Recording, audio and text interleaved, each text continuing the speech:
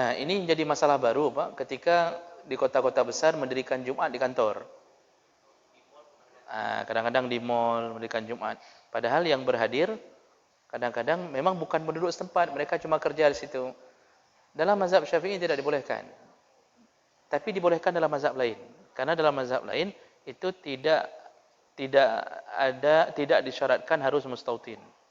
Jadi sedikit khilaf dalam syarat-syarat wajib Jumat tadi.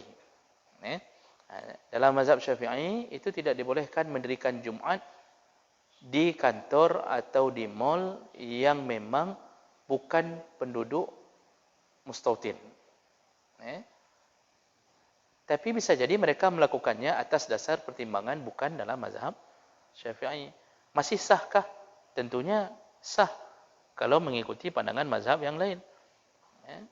Tapi tidak sah dan harus diganti dengan zuhur dalam pandangan mazhab Syafi'i. Boleh. Boleh tidak salat Jumat bersama mereka. Paling utama itu salat Jumat di masjid sebenarnya.